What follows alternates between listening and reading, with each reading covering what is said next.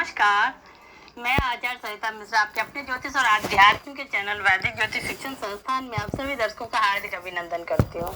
आज मैं आप सभी को केतु ग्रह के बारे में विस्तार से जानकारी दूंगी। केतु ग्रह का ज्योतिष शास्त्र में क्या महत्व है, इसका निर्माण कैसे होता है और कुंडली के 1 से लेकर 12 भावों तक केतु देव उपस्थित हो तो इसके क्या परिणाम होते हैं और केतु ग्रह के अशुभ प्रभाव से बचने के लिए कौन से सार्थक उपाय किए जा सकते हैं जिससे केतु के बुरे प्रभाव हमारे जीवन से हम दूर हो सके। तो आज मैं इन सभी के बारे में विस्तार से जानकारी दूंगी। तो कार्यक्रम आप सभी के लिए बहुत ही इम्पोर्टेंट है, तो इस जानकारी को लास्ट तक देखिएगा बिना स्किप किए।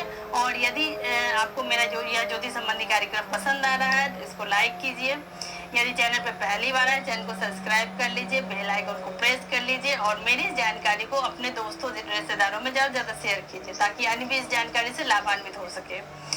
और यदि आपको अपनी कुंडली एनालाइज करवानी है तो मेरे मोबाइल नंबर 8383904847 पे कॉल करके मुझसे अपनी कुंडली एनालाइज करवा सकते हैं। मैंने ज्योतिष के क्षेत्र में वैदिक ज्योतिष, palmistry, numerology, tarot, Vastu, face reading, gemology, advance predictive astrology, remedial course, Vastushastra, इन सभी विषयों का मैंने अध्ययन कर रखा है और लगभग इस क्षेत्र में मैं 10-12 साल से लोगों को सेवा दे रही हूँ। तो चलिए जानते हैं कि केतु देव का ज्योतिष शास्त्र में क्या महत्व है। सवाल नौकरी से संबंधित हो या व्यवसाय से या फिर पारिवारिक जीवन से, ज्योतिष की दुनिया में इन सभी सवालों का हल व्यक्ति की कुंडली और उनमें मौजूद ग्रहों और नक्षत्रों पर आधारित होता है। व्यक्ति की कुंडली में कौन सा ग्रह कहाँ स्थित है और यह बात हमारे जीवन पर गहरा असर डालते हैं। कई बार यही ग्रह कुंडली में शुभ स्थान पर होने पर हमारी जिंदगी में सकारात्मक परिणाम देते हैं, तो कभी यही ग्रह हमारे जीवन में उठापटक की वजह भी बन सकते हैं। व्यक्ति की कुंडली में मौजूद ये ग्रह हमारे करियर को सही दिशा देते हैं और उसी सही राह पर जाने से मददगार भी साबित होते हैं। तो बात करें छाया ग्रह केतु की, तो कुंडली में इसकी उपस्थिति और हमारे करियर और नौकरी के क्षेत्र में इसका क्या प्रभाव होगा, इन सभी के बारे में आज हम जानेंगे। कुंडली के 12 भावों में 9 ग्रह सूर्य, चंद्र, मंगल, बुध, गुरु, शुक्र, शनि, राहु और केतु विचलित करते रहते हैं। इन 9 ग्रहों में केतु ग्रह एक छाया ग्रह है, लेकिन जन्म कुंडली में या जिस भाव में स्थित होते हैं उससे संबंधित क्षेत्र में व्यक्ति को जीवन भर इसका असर डालते हैं। भारतीय ज्योतिष के अनुसार राहु और केतु सूर्य और चंद्रमा की परिक्रमा पथों के आपस में काटने के 2 बिंदुओं के द्योतक हैं, जो कि पृथ्वी के सापेक्ष एक दूसरे के विपरीत दिशा में स्थित रहते हैं। क्योंकि ये ग्रह कोई खगोलीय पिंड नहीं है, इसीलिए इन्हें छाया ग्रह की श्रेणी में रखा गया है। हिंदू ज्योतिष में केतु अच्छी और बुरी आध्यात्मिकता एवं प्राकृतिक प्रभावों के कार्मिक संग्रह के द्योतक भी है। यह ग्रह तर्क, बुद्धि, ज्ञान, वैराग्य, कल्पना, अंतर्दृष्टि, मर्मज्ञता, विक्षोभ और अन्य मानसिक गुणों का कारक है। तो माना जाता है कि केतु अपने भक्त के परिवार को समृद्धि दिलाता है। ज्योतिष गणनाओं के लिए केतु को तटस्थ अथवा नपुंसक ग्रह माना जाता है। यह ग्रह 3 नक्षत्रों का स्वामी है, अश्विनी, मघा और मूल नक्षत्र। यही केतु जन्म कुंडली में राहु के साथ मिलकर कालसर्प योग का निर्माण भी करता है। केतु वृश्चिक और धनु राशि में उच्च के और वृषभ और मिथुन राशि में नीच के माने जाते हैं। मत्स्य पुराण के अनुसार केतु धूमकेतु के प्रधान ग्रह है। तो आइए हम जान लेते हैं कि कुंडली के 1 से लेकर 12 भाव में यदि केतु देव उपस्थित हो तो इसके क्या फल होते हैं। इस क्रम में सबसे पहले फर्स्ट हाउस, यदि जन्म कुंडली के प्रथम भाव में केतु देव उपस्थित हो तो इसके क्या परिणाम होते हैं, आइए जानते हैं। किसी भी जातक की जन्म कुंडली में केतु ग्रह प्रथम भाव में हो तो ऐसे जातक किसी व्यापार में या सेवा क्षेत्र में संतोषजनक उपस्थिति हासिल करता है।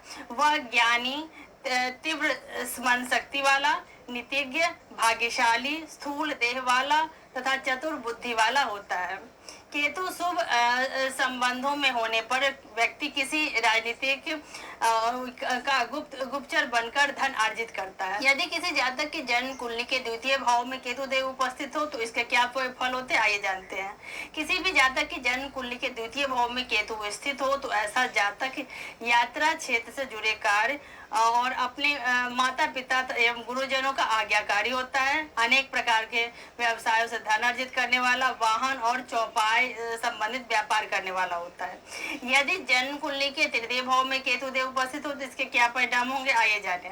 किसी भी जातक की जन्म कुंडली में केतु देव यदि तृतीय भाव में स्थित हो तो ऐसे जातक किसी भी काम को करने से पहले आलस करते हैं। आलस के कारण व्यक्ति अपने जीवन में आने वाली बहुत बड़ी सफलता और बहुत बड़ी सफलता को असफलता में बदल देते हैं। ऐसे व्यक्ति को अपनी बहनों से अर्थ और लाभ और व्यवसाय में वृद्धि संबंधित सलाह और सहयोग दिलवाता है और अंत में ऐसा जातक अपना व्यापार शुरू कर अपनी अच्छी आजीविका प्राप्त कर लेता है। यदि जन्म कुंडली के चतुर्थ भाव में केतु देव उपस्थित हो तो इसके क्या परिणाम होंगे, आइए जाने। किसी भी जातक की जन्म कुंडली में केतु देव यदि चतुर्थ भाव में स्थित हो तो ऐसे जातक व्यवसाय के माध्यम से धन कमाने वाला, पशु सेवा से लाभ अर्जित करने वाला, धार्मिक कार्यों में रुचि रखने वाला तथा गायन और संगीत कला में रुचि रखने वाला एक अच्छा वक्ता होता है, परंतु अक्सर व्यक्ति को सुखों से वंचित रखता है। पंचम भाव में केतु देव स्थित हो तो क्या होगा, आइए जाने। जन्म कुंडली के पांचवें भाव में केतु देव की उपस्थिति से ऐसे जातक एक अच्छे राजनेता बनकर समाज का सही ढंग से प्रतिनिधित्व करने वाले होते हैं। ऐसे जातक कलात्मक होते हैं और नाट्य, मनोरंजन, संगीत, नृत्य, शेयर बाजार से जुड़े कार्य करते हैं। ऐसा व्यक्ति किसी हॉल का मालिक भी हो सकता है जो अलग अलग तरह की पार्टी आयोजित करता हो। यदि जन्म कुंडली के छठे भाव में राहु केतु देव उपस्थित हो तो क्या फल होगा, आइए जाने।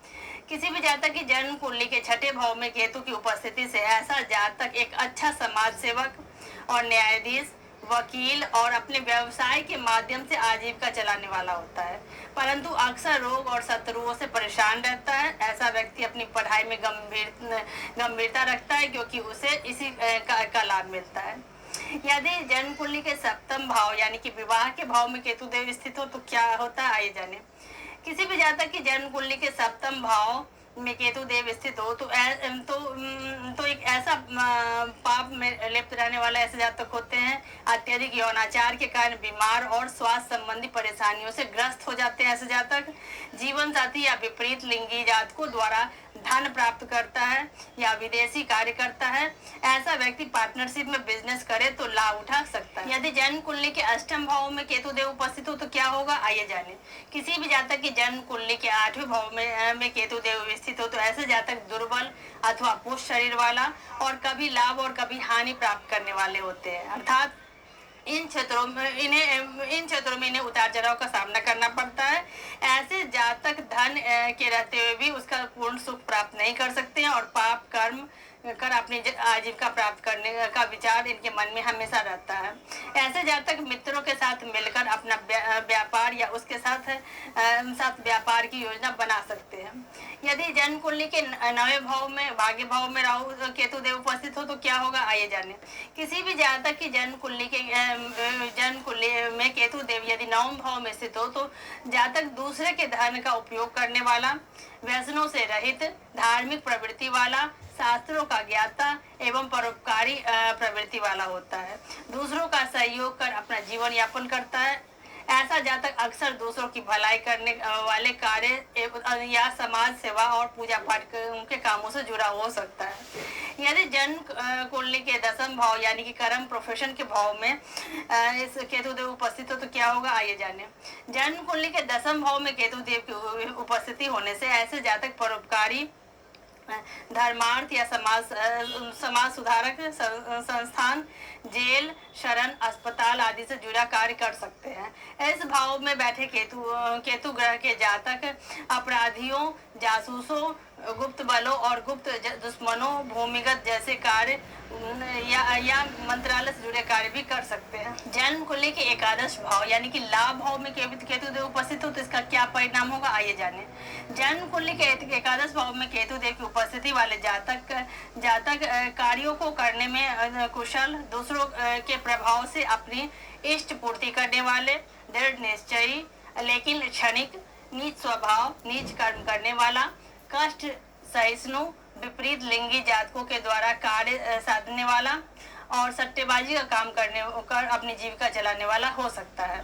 यदि जन्म कुंडली के द्वादश भाव यानी कि 12वें भाव में यदि केतु देव उपस्थित हो तो इसके क्या परिणाम होंगे, आइए जाने। कुंडली के 12वें भाव में यदि केतु देव स्थित हो तो ऐसे जातक सामाजिक सेवा करने वाला, उद्योग करते रहने पर भी सिद्धि प्राप्त न करने वाला, परिश्रमी, मूर्ख, चिंतातुर, मतिमंद, कपटी और नीच वृत्ति वाला हो सकता है। ऐसा जातक अक्सर विदेशी गमन और विदेशों से धन प्राप्ति के योग बनते हैं ऐसे जातकों के। यदि कुंडली में केतु देव अशुभ प्रभाव दे रहे हैं तो इससे बचने के लिए कौन से उपाय किए सकते हैं। इस क्रम में सबसे पहले यदि आपकी कुंडली में केतु दोष है तो आपको प्रत्येक शनिवार का व्रत रखना चाहिए।